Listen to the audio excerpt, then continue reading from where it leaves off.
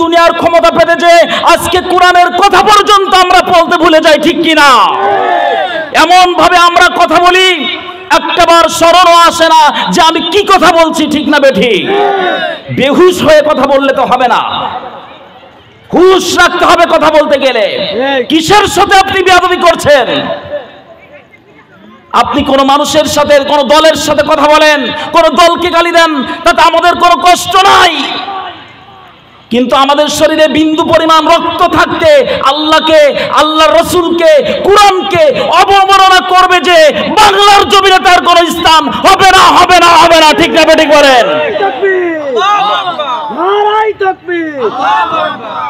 প্রিয় হাজরিন, এই কোরআন আমাদের হৃদয়ের স্পন্দন। এই কোরআন আমরা প্রত্যেকটা মুসলমানের হৃদয়ের স্পন্দন। এখানে আমরা কোনো দল চিনি না, এখানে আমরা কোনো মত চিনি না, এখানে কোনো দলাদলি বুঝি না। কোরআনের সাথে কোনো দলাদলি চলবে না, ঠিক না বেঠিক বলেন? প্রিয় হাজরিন, এই ধোঁকার স্থান থেকে বের হয়ে আসতে হবে, ফিরে আসতে হবে। আল্লাহ সুবহানাহু ওয়া তাআলা বলছেন, আমি তোমাদেরকে সামান্য কিছু হায়াত দিয়েছি, অল্প কিছু হায়াত দিয়ে তোমাদেরকে দুনিয়ায় প্রেরণ করেছি। এই হায়াতটা যখন শেষ হয়ে যাবে, তোমাদের প্রত্যেকটা মানুষকে কিন্তু বিদায় নিয়ে আমার কাছেই চলে আসতে হবে। যতই পালাবার চেষ্টা করো, সেই দিন কিন্তু আর পালাতে পারবে না। কথাটা কে বলছে? আল্লাহ বলছেন, পালাবার যতই চেষ্টা করো সেই দিন তোমরা পালাতে পারবে না। আল্লাহ সুবহানাহু ওয়া তাআলা বলছেন, আইনামা তাকুনু ইউদরিকুমুল মাউতু ওয়ালাউ কুনতুম ফি বুরুজিম মুশাইয়্যিদা। মরণ থেকে পালাবার যতই বাহানা তালাশ করো, যেভাবেই তুমি পলায়ন করতে চাও না কেন, সুদৃঢ় যদি তুমি এমন লঙ্কাটে এমন বাক্স তৈরি করো, তুমি এমন সিঁড়ি লাগিয়ে যদি আসমানে উঠে যাও, তারপর মালাকুল মাউত সেখানে হাজির হয়ে যাবে। এ কারণে কবি বলেছেন, মরণ থেকে পালাও তুমি, মরণ তোমায় লইবে ঘিরে, যদিও সুদূর ওই আকাশ পথে, লোকাও সেথায় লাগিয়ে সিঁড়ি। মরণের জন্য হাজার চেষ্টা যদি করো, এই মরণ থেকে পালাবার জন্য যদি তুমি সিঁড়ি লাগিয়ে আসমানে উঠে যাও, সেখানে মনে হয় মালাকুল মাউত যাওয়ার মনে হয় সেই শক্তি নাই। হ্যাঁ, তুমি যদি সিন্দুক তৈরি করো, ওই সিন্দুকের ভিতর মালাকুল মাউত যাইতে পারবে না। কোটি কোটি টাকা আমার, লক্ষ লক্ষ টাকা, কোটি কোটি টাকার মালিক আমি, মালাকুল মাউত এত সহজ আমার কাছে আসতে পারবে? হ্যাঁ প্রিয় হাজরিন, মরণ থেকে পালাবার যতই চেষ্টা করো না কেন, আজ হোক কাল হোক মৃত্যু হবেই, মরা লাগবেই, হয়তো আজ না হয়তো কাল। প্রিয় হাজরিন, আল্লাহ সুবহানাহু ওয়া তাআলা এই প্রসঙ্গে কুরআনুল কারীমের ভিতর আবার বলছেন, ওয়াজাআত সাকরাতুল মাউতি বিল হাক্কি যালিকা মা কুনতু মিনহু তাহিদ। আবার বলেন আল্লাহু আকবার। এই মৃত্যুর যন্ত্রণা আসবেই। কে বলছেন এটা? ওয়াজাআত সাকরাতুল মাউত, এই মৃত্যুর যন্ত্রণা আসবেই। ওয়াজাত সাকরাতুল মাউত বিল হাক্কি, এটা অবধারিত সত্য। এটা বলছেন কে? আল্লাহ। এর হাত থেকে আমরা কেউই রেহাই পাবো না। আজকে যারা ছোট আছি, আমি যুবক আছি, আমি কি মনে করছি যে আমি এখন মারা যাব না, এমন কোন গ্যারান্টি আছে? যে কোনো সময় আমারও মরণ হয়ে যেতে পারে। আল্লাহ বলছেন, ওয়াজাত সাকরাতুল মাউত বিল হাক্কি যালিকা মা কুনতু মিনহু তাহিদ, এই মরণ আসবে, অবধারিত মৃত্যুর যন্ত্রণা আসবে, এটা অবধারিত সত্য কথা। আর এই মরণ থেকে পালাবার তোমরা হাজার চেষ্টা করো, মরণ থেকে পালাতে চাও, কিন্তু এই মরণ থেকে পালাবার কোনো উপায় নাই, পারবে না। দুনিয়ার পিছনে মাতোয়ারা হয়ে গেছো। ও চাঁদপাইবাসী, আমার প্রিয় যুবক ভাইরা, মুরব্বী বাবাজিরা, আপনাদেরকে লক্ষ্য করে বলছি, এই পৃথিবীর জমিনটা ক্ষণস্থায়ীর জিন্দেগি। এই পৃথিবীর জমিন থেকে বিদায় আমাদের নিতেই হবে, এটা অনিবার্য, এটা অবশ্যই যেতে হবে। ওই অন্ধকার কবর আমাদের জন্য ওত পেতে বসে আছে, যাওয়া লাগবেই। তবে ওই মৃত্যুটা কারো কারোর জন্য সুখের হবে আর কারো কারোর জন্য দুঃখের হবে। যারা ঈমানদার হবে এই মৃত্যু তাদের জন্য জান্নাতের সুসংবাদ দিবে। জোরে বলেন সুবহানাল্লাহ। আবার বলেন আর একটু জোরে। যারা ঈমানদার হবে মৃত্যু তাদেরকে মৃত্যু যখন আসবে তখন ঈমানদারদের জন্য এই মৃত্যু জান্নাতের সুসংবাদ দিবে। বলেন সুবহানাল্লাহ। তবে যারা মুজরিম হবে, যারা অপরাধী হবে, বেঈমান হবে, আল্লাহর সাথে দুশমনি করবে, কোরআনের সাথে দুশমনি করবে, ওই মৃত্যু তাদের জন্য দুঃখ নিয়ে আসবে, তাদের জন্য দুর্দশা নিয়ে আসবে, ওই মৃত্যু তাদের জন্য অপমান নিয়ে আসবে। আল্লাহ সুবহানাহু ওয়া তাআলা এই কারণে কোরআনুল কারীমের ভিতর বলছেন, ইয়াউমা ইয়ারাউনাল মালাইকাতা লা বুশরা ইয়াউমা ইযিল লিল মুজরিমিন। আবার বলেন আল্লাহু আকবার। সেই দিন ইয়াউমা ইয়ারাউনাল মালাইকাতা লা বুশরা ইয়াউমা ইযিল লিল মুজরিমিন। যারা অপরাধী হবে এই অপরাধীদের জন্য সেই দিন কোনো ভালো সংবাদ থাকবে না। সেই দিন তাদের জন্য কি সংবাদ থাকবে না? কোনো ভালো সংবাদ থাকবে না। আল্লাহ সুবহানাহু ওয়া তাআলা তাই আমাদেরকে বারবার বলছেন, তোমরা এমন একটা জীবন গঠন করো যে জীবনটা তুমি যখন পৃথিবীর থেকে বিদায় নিয়ে চলে যাবে ওই অন্ধকার তোমার বাসিন্দা হয়ে যাবে। ওই অন্ধকার কবরে তোমার রাজনীতি চলবে না, ওই অন্ধকার কবরে দুনিয়া নীতি চলবে না, ওই অন্ধকার কবরে একমাত্র চলবে সেইটা হলো কোরআন নীতি। কি নীতি চলবে ওখানে? ওখানে কোরআনের নীতি চলবে। প্রিয় হাজিরিন, তবে যারা ঈমানদার হবে, যারা মুমিন হবে তাদের জন্য আল্লাহ সুবহানাহু ওয়া তাআলা সুসংবাদ দিয়েছেন, তোমরা ভয় পেও না। এই মরণটা এমন মরণ হবে যে মরণটা মুমিনদের জন্য কোনো খারাপ সংবাদ দিবে না। যারা মুমিন হবে এই কোরআনের পক্ষে কথা বলবে, এই কোরআনের পক্ষে থাকবে, আল্লাহ সুবহানাহু ওয়া তাআলা বলছেন তাদের জন্য কোনো ভয় নেই, ভীতি নেই, তাদের জন্য দুশ্চিন্তা করার কারণ নাই। বলেন সুবহানাল্লাহ। দুশ্চিন্তা করা লাগবে না তাদের। কথা বলেছেন কে? আল্লাহ। আবার বলেন আল্লাহ।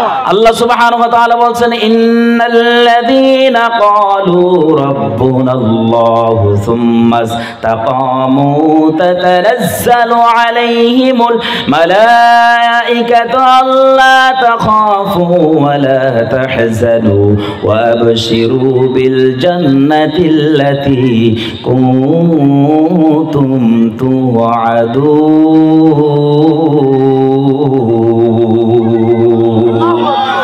ইন্নাল্লাযীনা ক্বালু রাব্বুনাল্লাহ,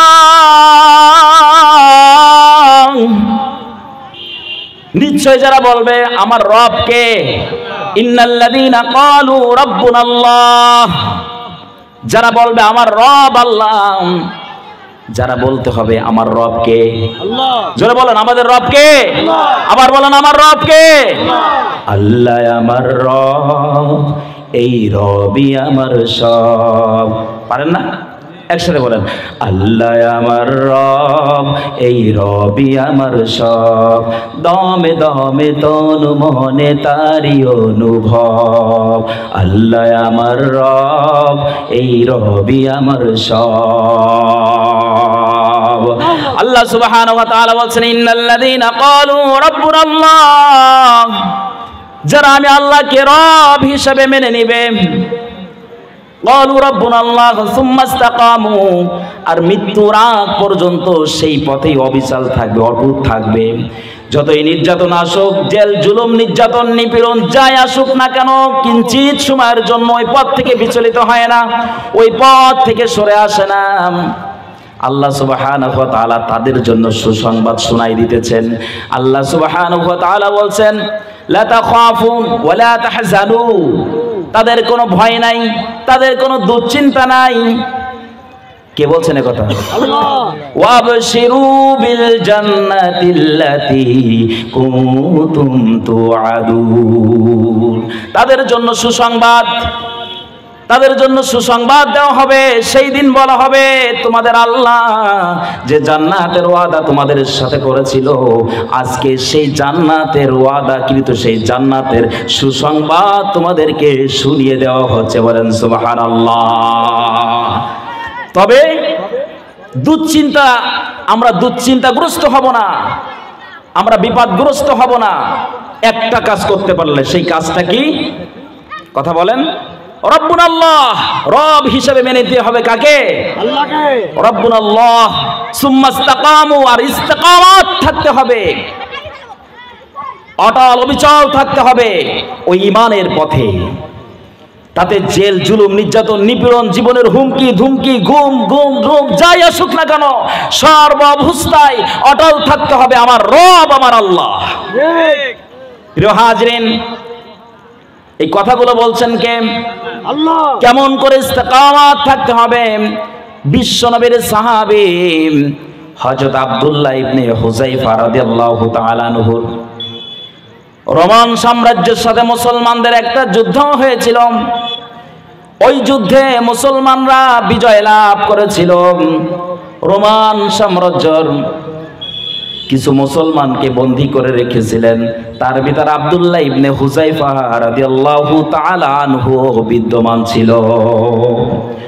রোমান সম্রাট জানতে পারল, রোমান সম্রাট শুনতে পেল মুসলমানদের ভিতর এমন এক বীরত্ব, এমন এক বীর রয়েছে যার যুদ্ধের ময়দানে, যার দুঃসাহস দেখে কাফেররা পর্যন্ত ভয় পেয়ে গেছিল। সেই বীরের নাম হলো হযরত আব্দুল্লাহ ইবনে হুযায়ফা। তাকে বন্দী করা হয়েছিল। রোমান বাদশাহ এবার বলল, আব্দুল্লাহ ইবনে হুযায়ফাকে ডেকে আনো। ডেকে আনা হলো। হুযায়ফাকে বলা হলো, আজকে তুমি এমন ভাবে যুদ্ধ করেছো মুসলমানদেরকে নিয়ে, তোমার ধারা আজকে মুসলমানরা বিজয় পেয়েছে। সুতরাং ও হুযায়ফা, আব্দুল্লাহ ইবনে হুযায়ফা, তোমাকে একটা অফার করব। যদি তুমি এই অফারটা গ্রহণ করো তাহলে তোমার জন্য হবে সেটা লাভজনক। তোমার জন্য অফারটা হলো, আব্দুল্লাহ, আমার যে সাম্রাজ্য আছে, ও হুযায়ফা, আমার যে সাম্রাজ্য আছে, এই সাম্রাজ্যটার অর্ধেক আমি তোমাকে দিয়ে দিব উপহার হিসেবে। শুধু একমাত্র একত্ববাদ, খোদার পথ থেকে ফিরে আসতে হবে, ওই আল্লাহর পথ থেকে ফিরে আসতে হবে। আমরা যে পথে চলি আমাদের পথকে বরণ করে নিতে হবে, মুহাম্মাদের দিন থেকে ফিরে আসতে হবে। আব্দুল্লাহ ইবনে হুযায়ফা রাদিয়াল্লাহু তাআলা আনহু এবার ডাক দিয়ে বলল, ও বাদশাহ, তুমি আমাকে কতটুকুনি সম্পদ দিবে? বলল, আমার অর্ধেকটা সাম্রাজ্য তোমাকে দিয়ে দিব। বলল, ও বাদশাহ, শুধু অর্ধেকটা সাম্রাজ্য নয়, তোমার গোটা সাম্রাজ্য যদি আমাকে দিয়ে দাও তাও নয়, গোটা পৃথিবীর সমস্ত সম্পদ যদি আমি হুযায়ফাকে দিয়ে দাও, আমি কিঞ্চিত সময়ের জন্য আমি আল্লাহর এই দিন থেকে ফিরে আসব না। যারা বলেন আল্লাহু আকবার। এমন ঈমান আমাদের ভিতর দীপ্তমান থাকতে হবে, তাহলেই আমাদের কোনো ভয় নাই, কোনো ভীতি নাই। আমাদের রব যদি আল্লাহ থাকে তাহলে এই পৃথিবীর যত বড়ই শত্রু মাস্তান হোক না কোনো, আমাদের কিঞ্চিত পরিমাণ কোনো ক্ষতি করতে পারবে না। প্রিয় হাজিরিন, আব্দুল্লাহ ইবনে হুযায়ফা শুধু তাই না, অর্থের লোভে মায়ায় পড়ে গেলেন না। এরপর আবার বলছেন, শুধু প্রাচুর্য যখন দিয়ে, লোভ দিয়ে যখন কাজ হলো না, এবার ভীতি দেখানো শুরু হলো, নির্যাতন করা শুরু করে দিল। আব্দুল্লাহ ইবনে হুযায়ফাকে একটি ঘরে বন্দী করা হলো। ওই ঘরে বন্দী রেখে আব্দুল্লাহ ইবনে হুযায়ফাকে অনাহারে রাখা হলো। তার সামনে মদ রাখা হলো, শুকরের মাংস রাখা হলো। ক্ষুধার্ত অবস্থায় আব্দুল্লাহ ইবনে হুযায়ফা সেগুলোকে খেয়ে নেবে, এই আশা নিয়ে তারা তাকে বন্দী করে রাখলো। দিনের পর দিন অতিবাহিত হয়ে গেল, কিন্তু আব্দুল্লাহ ইবনে হুযায়ফা কার প্রেমে পাগল ছিল? ক্ষুধার তৃষ্ণার কোনো কিছুর উপলব্ধি হয় নাই, দিনের পর দিন চলে গেছে, কিন্তু আব্দুল্লাহ ইবনে হুযায়ফার কোনো খিদা লাগে নাই।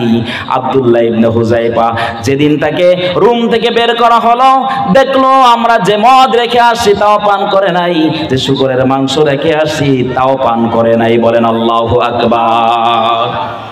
এবার শেষ প্রয়োগ, শেষ চেষ্টা প্রয়োগ।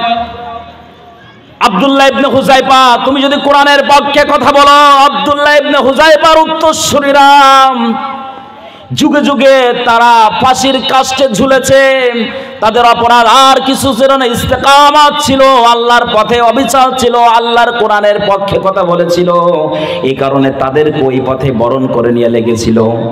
হুযায়ফাকে বলা হলো, হুযায়ফা এই মুহূর্তে যদি তুমি আমাদের ধর্মকে গ্রহণ করে না নাও, যদি মুহাম্মাদের একত্ববাদের খোদাকে ভুলে না যাও, তাহলে এই মুহূর্তে এমন নির্যাতন তোমাকে করা হবে যা তুমি সহ্য করতে পারবে না। হুযায়ফা বলল, কি এমন শাস্তি তুমি দিতে চাও? শুনে রাখো বাদশা, জীবন দেওয়ার মালিক কিন্তু তুমি নয়, আমার জীবন দিয়েছে আল্লাহ, আমার জীবন নিবেও আল্লাহ, সুতরাং তোমার মতো বাদশাকে আমি ভয় করি না, পরোয়া করি না। ঠিক না বেঠিক বলেন? আমাদের জীবন দিয়েছে একমাত্র আল্লাহ, জীবনটা নিতেও পারে আল্লাহ। বাদশা এবার আয়োজন করা শুরু করে দিল। একটা জ্বলন্ত আগুনের উপর কড়াই লাগলো, তেল গরম করলো, জ্বলন্ত ওই গরম তেলের উপর একজন যুবককে ছেড়ে দেওয়া হলো। জ্বলন্ত তেলের উপর ছেড়ে দিলে অবস্থাটা এমন হলো, টকবক টকবক করে তেল, ফুটান্ত তেলের উপর যখন ছেড়ে দেওয়া হলো, সঙ্গে সঙ্গে পুড়ে ছারখার হয়ে গেল। আব্দুল্লাহ ইবনে হুযায়ফাকে ডাক দিয়ে বলা হলো, ও হুযায়ফা, তুমি যদি এখনো পর্যন্ত ঈমান না আনো, তোমার পরিণতি কিন্তু একই রকম হবে। ভয় পেলেন না, মৃত্যুর দিকে এগিয়ে যাচ্ছেন আব্দুল্লাহ ইবনে হুযায়ফা, মৃত্যুর দিকে এগিয়ে যাচ্ছেন, কোরআনের দিকে এগিয়ে যাচ্ছে। এমন সময় চোখ থেকে একটু পানি ঝরছে, টপ টপ করে পানি জমিনে পড়ছে। কাফেররা বুঝতে পারলো এই মনে হয় আব্দুল্লাহর একটু মনটা নরম হয়েছে, ও মনে হয় একত্ববাদ খোদাকে ভুলে যাবে, এই জন্য মনে হয় কাঁদতেছে। বললো, আব্দুল্লাহ ইবনে হুযায়ফা, তুমি কাঁদতেছো কেন? বুঝতে পেরেছি তুমি ভয় পেয়েছো, ওই একাত্মবাদ আল্লাহকে ভুলে যাও, আমাদের ধর্মে চলে আসো, এই মুহূর্তে তোমাকে মুক্তি দিয়ে দিব। শুধু মুক্তি নয়, এই সাম্রাজ্যের মালিক তোমাকে বানিয়ে দিব, যা যা চাও সব কিছু দিয়ে দিব। হুযায়ফা ডাক দিয়ে বলল, না কাফের, শুনে রাখ, আমি এ কারণে কাঁদি নাই, আমি কেঁদেছি আজকে একটা মাত্র জীবন আমার আল্লাহ সুবহানাহু ওয়া তাআলা আমাকে দান করেছে। আমার যদি একটা জীবন না দান করে, আমার যদি আরো শত শত জীবন থাকতো, আমি আমার আল্লাহর দ্বীনের জন্য এই জীবনগুলোকে কুরবানি করতাম। বলেন আল্লাহু আকবার। ও চাঁদপাইয়ের যুবকেরা, কোনো একটা সময় এই কোরআনের জন্য জীবনের দেওয়ার ডাক আসতে পারে, ভয় পরোয়ার ভুলে যে আল্লাহকে বন্ধু করে মৃত্যুর মুখে ঝাঁপ দেওয়ার জন্য প্রস্তুত আছি যারা যারা, দুই হাত উঁচু করে তাকবীর দি তারা তারা, আল্লাহু আকবার। নারায়ে তাকবীর। আল কোরআনের আলো সংসদে জ্বলো, আল কোরআনের আলো সংসদে জ্বলো। প্রিয় হাজিরিন, সাম্রাজ্য, টাকা পয়সা, অর্থ প্রাচুর্য, জীবন সব কিছু দিতে চাইলো, কিন্তু ভালোবাসলো কাকে? কারণ ও জানতো এই দুনিয়ার জীবনটা হলো ক্ষণস্থায়ী, আজ হোক কাল হোক আমি মারা যাব। কুল্লু নাফসিন যায়িকাতুল মাউত, আমি মারা যাওয়ার পর আমাকে ওই অন্ধকার কবরে নিয়ে যাওয়া হবে, আমার ক্ষণস্থায়ী জীবন শেষ হয়ে যাবে, এরপর শুরু হবে আমার আজীবন, যেখানে শুরু আছে শেষ নাই, ওয়ানাবিল। সেই জীবনটাকে যদি আমি শান্তি পেতে চাই, ওই রবকে রব হিসাবে মেনে নিতে হবে, ওই আল্লাহর পর ইস্তেকামত থাকতে হবে, ওই দিনের উপর ইস্তেকামত থাকতে হবে। ও দুনিয়ার মানুষেরা, কোন দিকে যাচ্ছে আমরা? আমরা শুধু দুনিয়া দুনিয়া করে মাতোয়ার হয়ে গেছি। আমার আল্লাহ বলছেন, ওয়ামাল হায়াতুদ দুনিয়া ইল্লা মাতাউল গুরুর।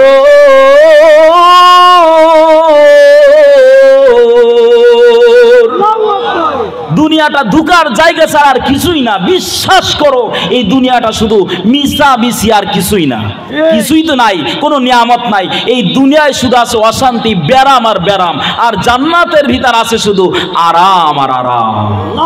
সুবহানাল্লাহ বলবেন না?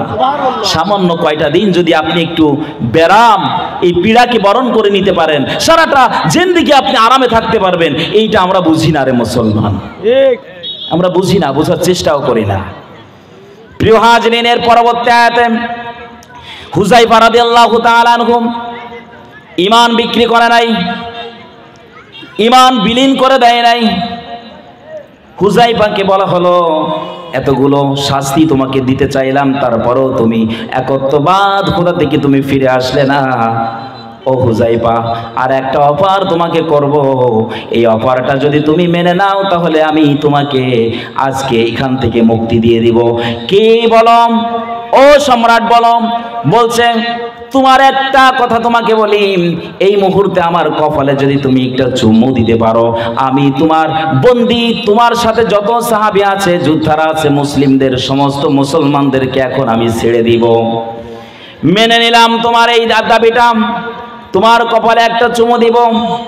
আব্দুল্লাহ ইবনে হুযায়ফা তার কাছে চলে গেলেন, জামার এই অস্তিনটা তার কপালের উপর রাখলেন, এই অস্তিনের উপর এমন ভাবে একটা চুমু দিলেন, বললেন, তুমি হলো মুশরিক, তুমি